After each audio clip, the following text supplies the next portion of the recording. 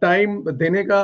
کافی عرصہ سے ہم کوشش کر رہے تھے آپ کو ٹرائی کرنے کی, تو خدا کر کے آپ ملے ہیں. بہت شکریہ سر. ایسی کیا بات ہے, آپ نے رابطہ کیا تو فوراً میں حاضر ہو گیا. نہیں سر, بس وہ سر رائٹ وے بھی ہوتا ہے رابطہ کرنے کا, یہ بھی ایک ہوتا ہے. تو اللہ تعالیٰ کی ذات زندگی سے دے سر آپ کو بھی اور رابطہ کروانے والوں کو بھی. سر شروع کرتے ہیں. شہباز شریف صاحب ضمانت پر رہا ہو چکے ہیں. شہباز شریف کی رہائی کے بعد سیاسی حالات کیا ہو سکتے ہیں؟ پی ڈی ایم میں کچھ چینج آ سکتا ہے یا پی ڈی ایم اسی رو سے چلے گی؟ دیکھیے, میری تو خواہش ہے اور امید بھی ہے کہ شہباز شریف صاحب کے آنے کے ساتھ پی ڈی ایم میں پھر کچھ یکجہتی کا سوال کھڑا ہوگا, اور میری امید ہے کہ میاں صاحب جو ہیں وہ واپس یہ جو دراڑ آئی ہوئی ہے, جو مس انڈرسٹینڈنگز ہیں, ان کو دور کریں گے اور سب کو اکٹھا ایک پلیٹ فارم پہ لے کے آگے چلیں گے. آپ کو پتہ ہی ہے کہ کس موضوع کے اوپر راستے جدا ہو گئے, وہی تھا ریزگنیشنز والا ایشو. لانگ مارچ کے لیے تو تیار تھے پیپلز پارٹی والے, مگر ریزگنیشنز کے اوپر تیار نہیں تھے. اور اگر اب شہباز شریف صاحب ان کو پھر رضامند کر لیتے ہیں کہ اس گورنمنٹ کو ڈی اسٹیبلائز کرنا ہے, اس کو گرانے کی کوشش کرنی ہے, اور تو لانگ مارچ تک تو اکٹھے جا سکتے ہیں نا. اس کے بعد دیکھا جائے, ریزگنیشنز کا بھی جو معاملہ ہے وہ پہلے نون لیگ دے سکتی ہے اور باقی سیاسی جماعتیں دے سکتی ہیں. پی ڈی ایم کا جو حصہ ہے پیپلز پارٹی رہ جائے تھوڑے عرصے کے لیے. جب انہیں احساس ہو کہ اب یہ گورنمنٹ جو ہے پی ٹی آئی کی یہ بچ نہیں سکتی, تو یقینی طور پہ اس وقت پھر وہ بھی کود جائیں گے. ان کا مسئلہ یہ ہے کہ وہ چاہتے ہیں کہ ہمیں 100% گارنٹی ہو کہ اگر ہم ریزائن کریں تو گورنمنٹ گر جائے اور پھر اس کے بعد نئے الیکشن ہو جائیں, یا اگر نئے الیکشن فوری طور پہ نہیں بھی ہوتے تو انہیں کوئی حصہ مل جائے اگلی گورنمنٹ میں.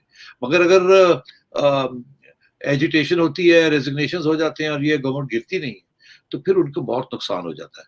نون لیگ کا تو اب کتنا نقصان ہوگا, جتنا ہونا تھا وہ تو ہو گیا ہے. تو اس لیے Noon League everything to win, nothing to loose.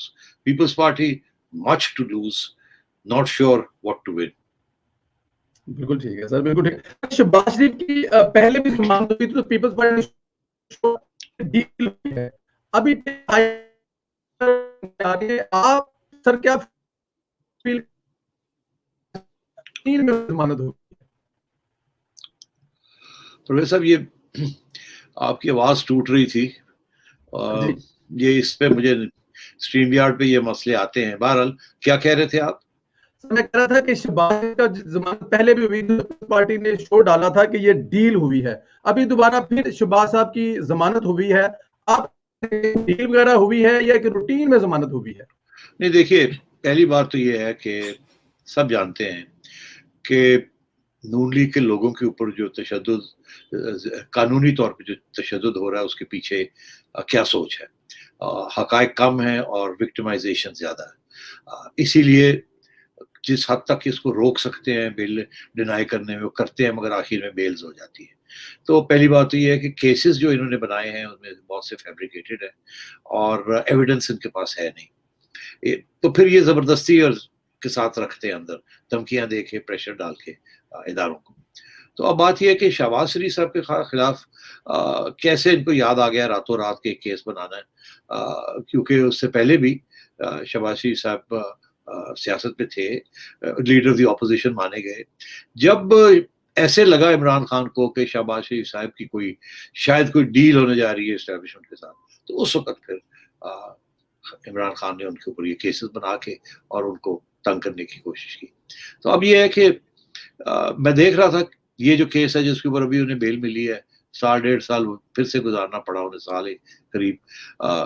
عدالت کا جو ججمنٹ ہے وہ کہتی ہے کہ جی الزام تو بہت سارے ہیں مگر پروف نہیں دیا آپ نے کہ انہوں نے کوئی غیر قانونی بات کی. پہلی بات. دوسری بات یہ کہ کیس تو آپ نے جو نام لیے ہیں ان کے اندر تو ان کے فیملی کے ممبرز ہیں, مگر براہ راست شہباز شریف صاحب تو نہیں ہے. تو اس بیسس کے اوپر انہوں نے بیل دی. بیل تو بنتی ہے لیگلی, مگر پھر آپ کا سوال یہ ہے کہ اتنی عرصے سے وہ بیل مانگ رہے ہیں, دی کیوں نہیں گئی؟ اور پھر آپ نے دیکھا کہ کس طریقے سے کیا ہوا کہ ایک جج نے بیل دے دی, پہلے دونوں نے دی, پھر ایک نے دی, پھر ایک ادھر ادھر ہو گئے, پھر ادھر سے پتا چلا کہ کوئی مسئلہ بن گیا ہے, اور پھر اس کے بعد ایک تیسرا جج آیا اور انہوں نے آ کے پھر بیل دے دی. تو ظاہر ہے کہ یہ اپنی ایک اس کی اپنی سٹیم کے اوپر ملی ہے, اپنی جائز طریقے سے یہ ملی ہے. مگر آپ کو پتا ہے کہ اگر حکومت چاہے کہ ناجائز طریقے کے ساتھ لوگوں کو جیلوں میں رکھے تو وہ بھی رکھ سکتی ہے, جیسے پہلے رکھتے رہے. تو میرا خیال ہے کیس تو شہباز شریف صاحب کا بڑا اسٹرانگ ہے, اپنے پاؤں پہ وہ کھڑے ہیں, مگر کہیں نہ کہیں سے تو میرا خیال ہے پھر نرمی دکھائی جاتی ہے، اور وہی ہوا کہ کہیں سے نرمی دکھائی گئی اور کہیں سے سختی دکھائی گئی. نرمی ایک جج یس کر گیا، دوسرا نو کر گیا، پھر کہیں سے اور کچھ ہوا تو پھر تیسرے جج نے آ کے. اب بات یہ ہے کہ اس کا یہ مطلب نہیں کوئی ڈیل ہو گئی. دیکھیے بات چیت سیاست دانوں کی بیہائنڈ دا سینس چلتی رہتی ہے، یہ آج کی بات نہیں ہے، یہ پہلے بھی چل رہی تھی اور باتیں چلتی ہیں. دونوں سائڈز دیکھتے ہیں کہ کتنی آگے بڑھ سکیں، کیا ہو سکے. اس کا یہ مطلب نہیں ہوتا کہ کوئی مکمکا ہو گیا. بات چیت کرنے کے لیے بھی کچھ کنڈیشنز ضروری ہوتی ہیں. اب جو اگر آپ جیل میں بیٹھے ہوئے ہیں تو اسٹیبلشمنٹ آپ سے بات کرنا چاہے تو آپ کیسے کریں گے کہ جی میں جیل میں بیٹھا مجھے تو پتہ ہی نہیں باہر کیا ہو رہا ہے. تو ظاہر ہے پھر اگر اسٹیبلشمنٹ نے بات کرنی ہے، نیوٹرلائز کرنا ہے، یا کوئی ٹیکٹکس استعمال کرنے ہیں شریف خاندان کے اندر درار ڈالنے کے، تو پھر ظاہر ہے بات کہیں نہ کہیں تو کریں گے. اب میاں صاحب تو بات کرنے سے پرہیز کر رہے ہیں، وہ تو کہتے ہیں میں نے بات ہی نہیں کرنی. وہ لندن میں بیٹھے ہوئے ہیں، وہ نہ ڈائریکٹلی نہ انڈائریکٹلی بات کر رہے ہیں. مریم بی بی کو کبھی کوئی فون کر دے تو ظاہر ہے فون لے لیتی ہوں گی، مجھے تو نہیں پتا، مگر وہ آگے سے بات نہیں کریں گی without any green light from میاں صاحب. اور میاں صاحب کوئی گرین لائٹ نہیں دے رہے. تو پھر رہ کون گیا بات کرنے والا کہ بھئی اگر بات کو آگے بڑھانا ہے، کس طریقے سے بڑھانا ہے، تو ایک شہباز صاحب ہی رہ گئے، کیونکہ حمزہ کے ساتھ تو وہ اس قسم کی بات نہیں کریں گے. تو میں یہ سمجھتا ہوں کہ شہباز صاحب ہمیشہ بات چیت کے لیے تیار ہوتے ہیں، جو کہ ہر سیاستدان کو تیار ہونا چاہیے. میں سمجھتا ہوں یہ اچھی بات ہے. میں یہ بھی سمجھتا ہوں کہ جیسے پولیس والے گڈ کاپ بیڈ کاپ بندے کو لے جاتے ہیں، ایک لتر مارتا ہے، دوسرا تھوڑی دیر کے آخر بعد چائے پلاتا ہے. تو وہ میرا خیال ہے یہ اچھا ہے کہ ایک بھائی جو ہے وہ ہارڈ لائن لیے ہوئے ہے، دوسرا بھائی جو ہے وہ سافٹ لائن لیے ہوئے ہیں، اور میرا خیال ہے کہ یہ اچھی ٹیکٹکس ہے، اچھی اسٹریٹجی. بالکل ٹھیک ہے، بالکل ٹھیک ہے. سر ایک سوال اور، عثمان بزدار صاحب کو شہباز شریف صاحب کے مقابلے پر وزیر لگایا، آپ نے بھی یہ ذمہ داری نبھائی ہے، کتنا مشکل جاب ہے، سب سے بڑا صوبہ ہے آبادی کے لحاظ سے. یہ جو عثمان بزدار صاحب ہے، ان کو کس چکر میں لگایا گیا، کیا مقاصد حاصل کیے گئے ہیں ان کو لگا کر؟ دیکھیے عمران خان صاحب کو کسی نے یہ ایڈوائس دی تھی کہ جو بندہ پنجاب میں چیف منسٹر